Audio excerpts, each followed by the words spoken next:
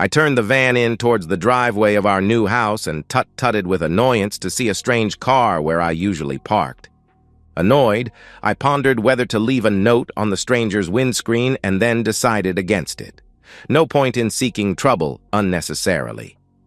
Parking at the curb, I quickly did my normal check on the van's contents, noting that I needed to restock on bleach, and decided to take up the 2 for the price of 1 offer on squeegee mops at the local supermarket. You could never have enough cleaning supplies, especially in my business. I slid the side door of my white van closed and, as always, felt a smile on my lips as I looked at the sign on the side. Arthur Smith, the cleanest of clean. That was me, Arthur Smith, and cleaning was my game. I was really good at it and had references from a lot of people to back me up on that. Wondering who was visiting Penny, I opened the door to find my wife of 4 months seated crossways on the lap of a big, dark-haired man dressed in jeans and what looked like a vest. I wasn't really up on the latest fashions, so it might be a cheap, beer-stained undershirt, or it might be a designer item from a top boutique. Who could know? "Penny?" I said, my heart beating faster than normal. "What's going on?" She looked at me for a moment, and a series of expressions crossed her beautiful face. Shame, fear, anger, contempt. They all appeared and disappeared again like a series of slides projected on a screen. I'd spotted her at a charity ball, seen her face, and honed in on her straight away. She was so pretty that there was a throng of chaps around her, all eager for her attention. Rich chestnut curls framed a gorgeous face with its pouting lips, small straight nose, and huge blue eyes. A long neck descended to a generous chest on which perched 2 of the sweetest and most generous breasts I'd ever seen. Below that, a pinched-in waist led further down to promisingly fecund hips and long legs that made every man in the room envision them wrapped around him. Of course, I was punching way above my weight class with Penny. I was 32, 5'8", and weighed 165 pounds, with thinning brown hair and blue eyes and an average build. However, I did operate a very successful cleaning business and had clients from all levels who loved the meticulous care I put into my practice. I like to think of it as a practice rather than a business, a bit like a doctor. I am a professional, after all, and I'm proud of my work. One of those clients had passed on an invite to the charity ball, and seeing Penny made up for the fact that I'd had to buy a tuxedo, especially for the event. Somehow, I'd managed to make an impression on her. I know I'm almost perfectly average, and in fact, if the stats of every white man of my age were averaged out, I think I'd fit into that description to a T. I like to think that it actually made me unique, as almost nobody is, in fact, average. The U.S. Air Force discovered that when they averaged out all their pilots in order to find a standard seat for the cockpits of their planes, only to discover that not one of their people actually fit into them perfectly. I do have confidence and a winning way with words, and I managed to whisk Penny out of her group of admirers and onto the dance floor, where I showed her what a year at a dance studio could do. Before the night was over, I'd treated her to a meal at an above-average restaurant, forked out a subtle bribe to the guy at the door of a top club, and bedded her, to the satisfaction of both of us. Within a week, I'd been introduced to Mummy and Daddy, and managed to impress her father, at least with my bank balance and fleet of vans. His approval had put the seal on her acceptance of my proposal, and within a month we were married and living in my house in one of the leafy London suburbs. And now this. Some jerk sitting on my settee in my lounge with my wife ensconced on his lap. "Penny," I repeated, hearing the quiver in my voice. There were wine glasses at their feet and an empty bottle of a specific wine I'd been saving for a special occasion. The jerk sneered at me and reached around to cup one of her breasts while letting the other run idly over the rest of her body, a body that she had promised would be only mine. He squeezed the breast so hard she gasped. "Penny, what the hell is going on?" I asked. The jerk spoke, surprising me in the way he could string actual words together. I'd almost expected that he'd have to point at flashcards in order to communicate. What do you think is going on, you tosspot? Your name is Penny as well? I gasped. He looked confused. No, my name is Snake. But you don't hiss, I pointed out. Nah, he smiled. I got my name 'cause of my Johnson. So your real name is Dong? I asked, showing my confusion. You don't look Vietnamese. He gawped at me. Penny looked venomous. Ignore him, Cecil. He's just taking the piss. Ah, Cecil, that's your real name? Now I understand the need for a nickname. So why are you here, fondling my wife? I'm not fondling her. I don't do that type of shit. I'm about to be intimate with her because you can't manage to do the job. And I'm guessing it's not the first time you're going to enjoy her caresses, I asked. We've been lovers for 3 months, Penny stated. Lovers? Wow. So you were faithful for a whole month? She looked away, so I guessed that a month had been an optimistic guess on my part. Why, Penny? I asked, genuinely interested. Why would you marry someone and then immediately cheat on them? Why bother with the wedding? She looked away, and I guessed that she didn't like looking at her actions too closely. Is it because you're a slut who can't keep her legs closed for more than a few hours? Or because you're a whore who wants money from me while getting intimate by a series of Johnsons? Or it could be, she spat, that you told me you were a successful businessman when in fact you're just a cleaner. Just being a cleaner put both of us in this house free and clear, I pointed out with a shrug. And I'm supposed to be proud of that? She shouted. I'm supposed to brag to my friends that my ugly, balding little husband is a cleaner? It's good work, I replied. You're just a laborer. Anyone who works is a laborer, when you actually think about it. There's nothing wrong with working. Maybe you should try it sometime, I snapped. Her sneer matched that of the jerk. My father would never see me having to work, and I have no intention of becoming a wage slave. You might have to after the divorce, I suggested. There isn't going to be a divorce. Her smile was even more venomous than Snake's. Because if we split up, I'm going to end up with your business, your house, and everything else, including your soul. I'm going to take every penny you have. Well, you're a penny, so you'd have to take you, because you won't be able to live in this house, I said. You have no idea of the power my father has. If we get divorced, his lawyers will shit all over you from such a height you'd think the heavens had opened up. You'll end up praying to find a decent-sized cardboard box to live in. I'm not sure the heavens are made of shit, I said. Oh, shut up, you stupid little man. She was getting her second wind now. Wise up, accept the inevitable. So, the inevitable is that I go out to work to support you while you stay at home and invite Snaky Boy here to bring his slow worm around to be intimate with you on a regular basis? Is that your plan? Hey, don't call me Snaky Boy, protested Snaky Boy. And my Johnson ain't no worm either. A slow worm is a type of lizard, Snaky Boy, I explained. Yeah, well that's all right then. I ain't got no worm. He settled down again and went back to squeezing Penny's breasts. No, said Penny, looking annoyed that her diatribe had been interrupted, even for important lessons on the correct nomenclature of crawly things, and was determined to bring the conversation back to the most important thing, her. That's not how it's going to be. My surprise must have been evident. In fact, she continued with a superior smile, Snake will be living here with me. You can move your things to the second bedroom. Ah, I see. I'm the husband in this scenario, serving his Johnson and your bull? Yeah, man, laughed Snake. You can lick my stuff out of her when I'm finished with her. Classy guy you have here, I said. Snake sneered at me. Too right, he replied. Shut up, Snake, Penny hissed. You're not helping. Snake looked wounded. What? You told me he'd have to. You said, Shut up, Snake, she repeated emphatically, slapping his hand as he tried to push it down into the neck of her blouse.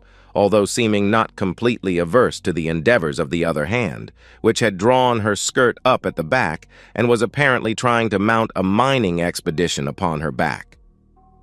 "Yes, shut up, Snake," I agreed.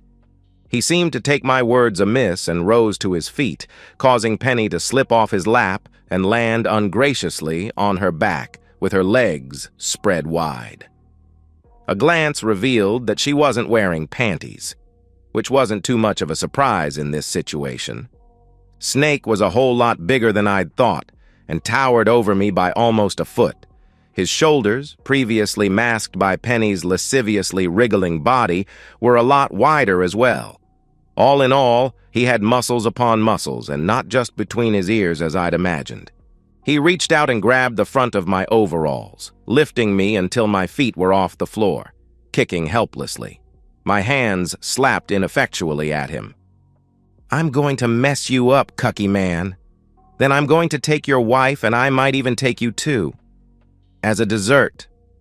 I wasn't too taken with the concept that the top dog got all the ass, especially as that included mine. I cocked my wrist to the side and slapped at his chest and stomach some more. Laughing, Snaky Boy dropped me to the floor, stepped back, and tripped over his own feet, toppling to the floor like a redwood tree. He groaned, turned onto his stomach, and tried to push himself up, then gave up and lay there, grunting now and again.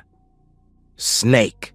Penny cried and painfully crawled to his side, pulling at him to try and get him to his feet again. He moaned and then lay still. "You knocked him out?" Penny said, the astonishment in her voice very clear. "No, he tripped," I said. "Snaky Boy fell over his own feet.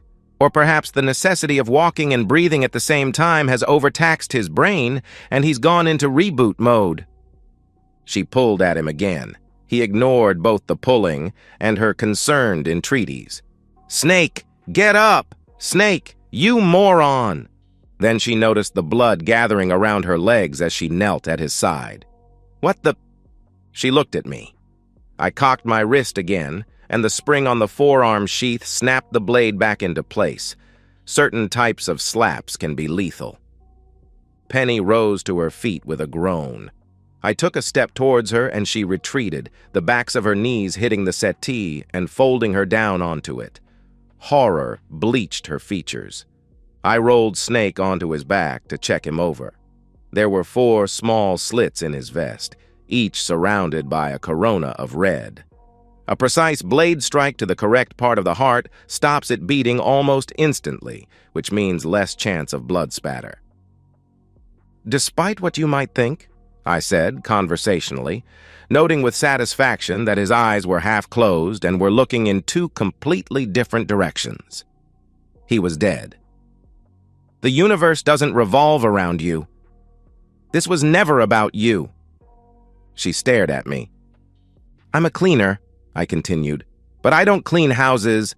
I clean up situations." She blinked at me, those eyes so wide. I crouched down in front of her, bringing my eyes level with hers. "This wasn't the situation I was hired to clean up. Snaky Boy is your fault. You brought him here and expected me to simply submit to your super-privileged view of the world and happily be a You should have waited a little longer and got to know me. I'm just not that type of guy.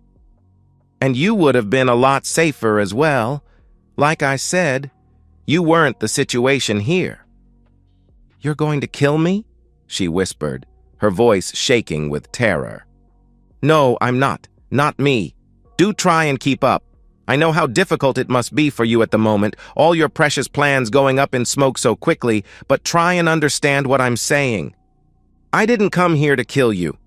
You weren't the target, but you just, well, to use your words, you just shat all over everything from a great height and created a mess, which I'll have to clean up. I knew all about you and your propensity for strong and stupid Johnson carriers right from the start, way back before we ever met. I didn't care. I don't respect you or your promises. I don't care what you swore to do when we married. I certainly don't love you, and by tomorrow our marriage will no longer officially exist." But, I don't understand," she wailed. I sighed. "Okay, Your good old daddy has been a very naughty boy. When he was content to run AK-47s, grenades, and ammunition to Africa and South America, that was one thing. When he decided that arranging to sell shoulder-mounted heat-seeking missiles to the Middle East would be a promising career move, he raised his head above the parapet and wouldn't listen to those who tried to warn him. The problem was that his paranoia rose at the same rate as his ambitions, which meant very competent bodyguards. Her eyes flicked down to Snake's cooling body. I laughed. God, no, not him. He's too stupid to ever be a bullet catcher, even by accident. It takes brains and skill to try and keep someone alive, and your father has a team of very competent bodyguards. All of this meant that the odds of a foreign power getting away with an assassination on British soil were prohibitively high. At the same time, Her Majesty definitely disapproves of doing away with her own citizens, especially the very rich and very powerful ones. It couldn't be official. So what to do? And that's where I come into the picture. I'm a private cleaner and I clean up situations. I needed to get close to your father and you were the entrance. But you use mops. You have a van. It has cleaning stuff inside it. She was in deep shock by this point, panting each breath through an open mouth. I know, I said. A fast car with machine guns behind the headlights isn't completely appropriate in the real world. I don't look like James Bond. I look like Mr. Average, which makes my job a lot easier. For the past 5 months, I've been working my way closer to Daddy, and today, I managed to complete the job. The plan was that I would then disappear, and you could get your hands on my bank account, which would give you a lot of taxpayer money as silent recompense for your orphan status. But then you pulled this shit, today of all days, and decided to celebrate your new status as a thoroughly modern woman by sharing a very expensive bottle of wine, which I very specifically told you not to touch, with a caveman who wouldn't know a fantastic Liber Pater from a bottle of 7-Up. I imagine your joints are aching a bit at the moment, and breathing might be getting a little difficult. Is that right? A headache starting up? She nodded, and tears flowed over her beautiful cheeks. That'll be the poison. You really shouldn't have tasted the wine. If it's any consolation, I really am sorry it came to this. But I have to get to work now, so you lean back and rest, and it'll soon be over. There won't be any pain. I patted her hand. I didn't dislike her. She was an overprivileged ass with some weird ideas of what a marriage actually meant, which offended me to some degree. But I couldn't hate her. She mumbled something, and I drew close to try and hear. Sorry, she said. I felt an unexpected deep pang of sympathy and sat next to her, took her in my arms, and held her for a long time until her breathing finally slowed and stopped. With a sigh, I texted on my phone. Done. There was no reply. I didn't need one. A very adequate addition to my bank account was all the reply I hoped for. I made a call. Hi, honey. The contract's finished and I should be home by tomorrow. A drawling voice that seemed to epitomize the infamous Southern belle of magnolias, mint juleps, and half the Civil War movies of Hollywood sounded in my ear. Good to hear, honey. I don't want you taking any more of these long assignments, you hear me, James Kirby? The baby's about due, and as my husband, your place is at my side. I can't wait to get there, Mrs. Kirby. I've missed you so badly. Hug the kids for me, all right?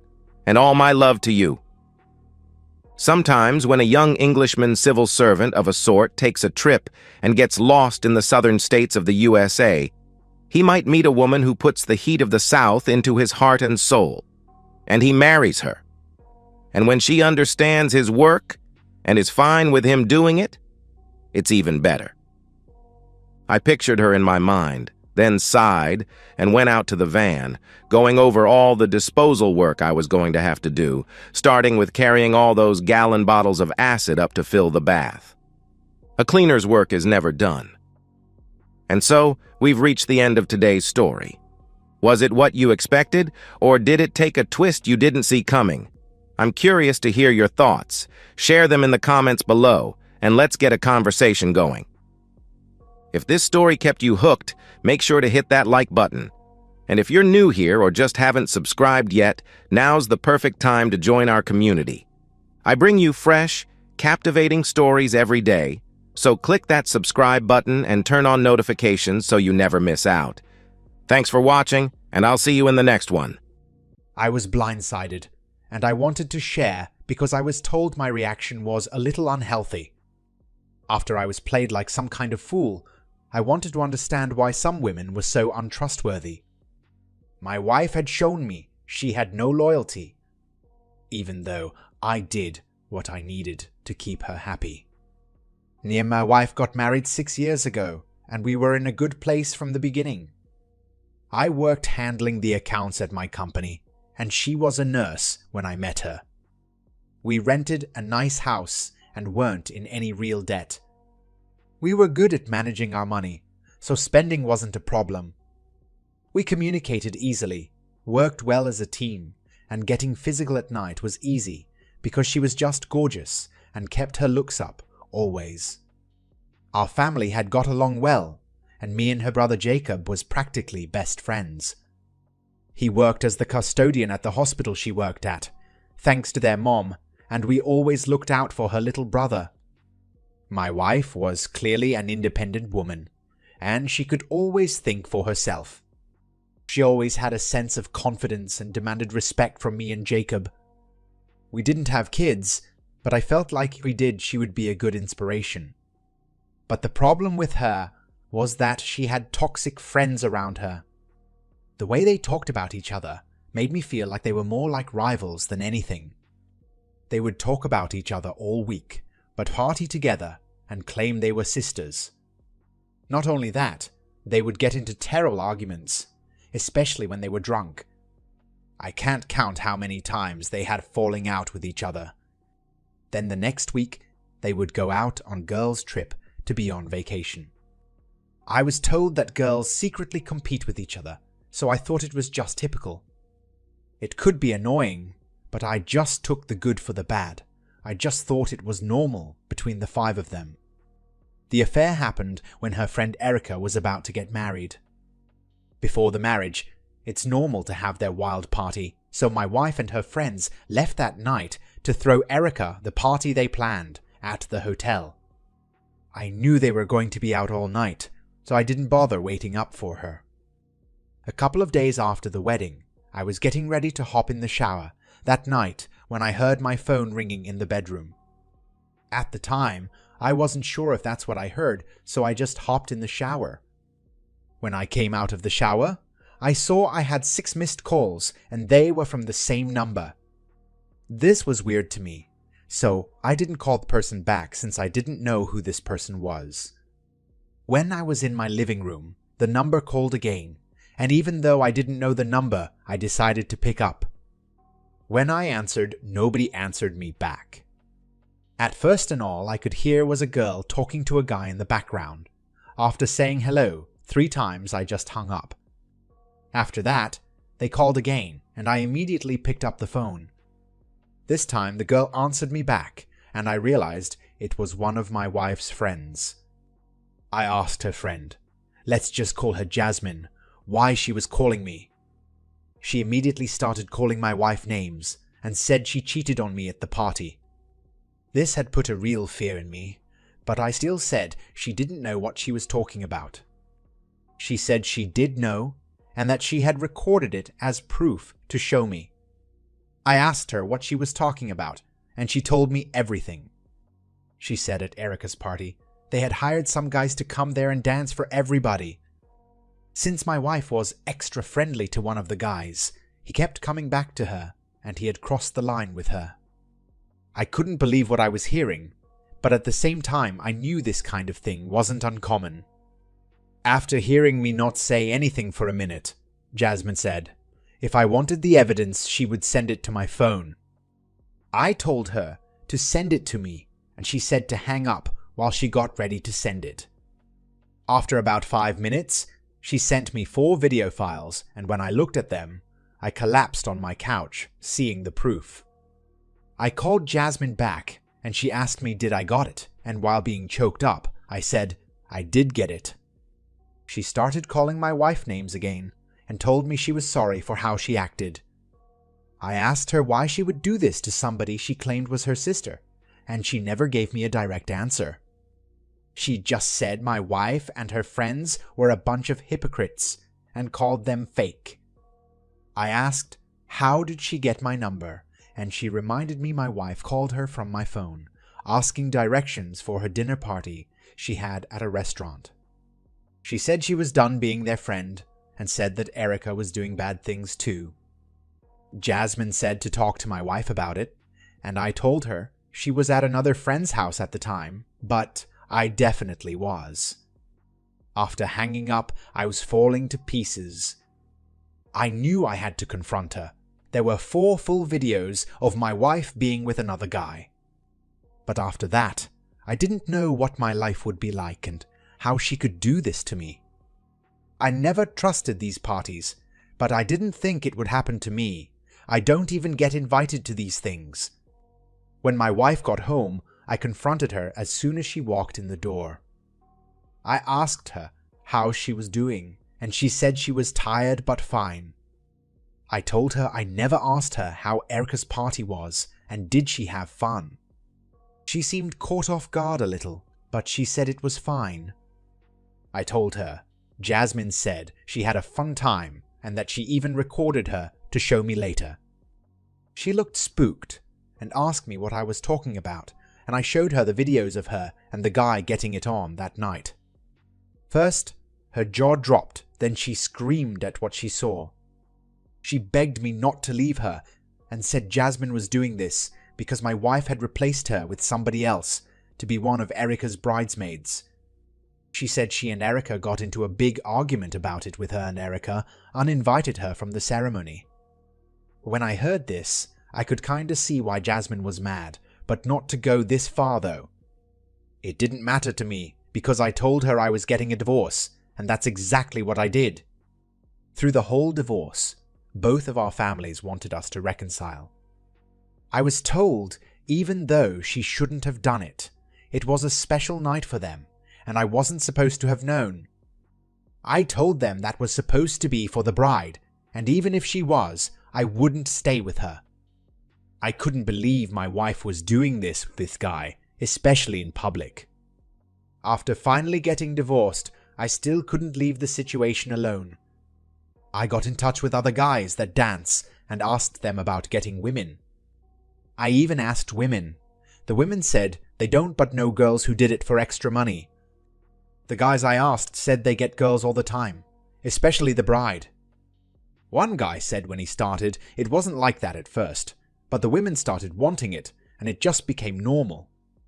When I told my friends this, they said it was unhealthy, and I should stop talking to them. I don't know. I guess it was just how I was handling it at the time, but I don't see anything wrong with it. I just couldn't get those videos out of my head, especially when the guy knew she was being secretly recorded. Right now, my ex-wife lives in her own apartment close to her job somewhere. I used to see her family once in a while, and they still ask me to forgive her because of the circumstance, but I can't do it. I hate to admit it, but Jasmine was right when she said my ex-wife was a fake friend, but apparently her love was fake too. Now she doesn't regret it, I hear. Story number 2. Fiancé slept with her coworker. I got engaged 6 months after dating her for 3 years and just had to break it off last week. She works for a very large financial institution and is usually out of the house until late at night. I didn't think anything was going on because I understood the nature of her job. This was her routine for our whole engagement. I would say, a month ago, however, her behavior started to change. She was getting home really late at night, probably around midnight, and still getting up at 6:30 for work. I found this strange because there was no change in her job title, and in the past, she rarely had to stay that late for work. Also, when I did see her around the house, she seemed uninterested in talking and was glued to her phone. Again, this was very unusual behavior. I had no solid proof, but I started to grow suspicious. Finally, just a week ago, she came back again around midnight.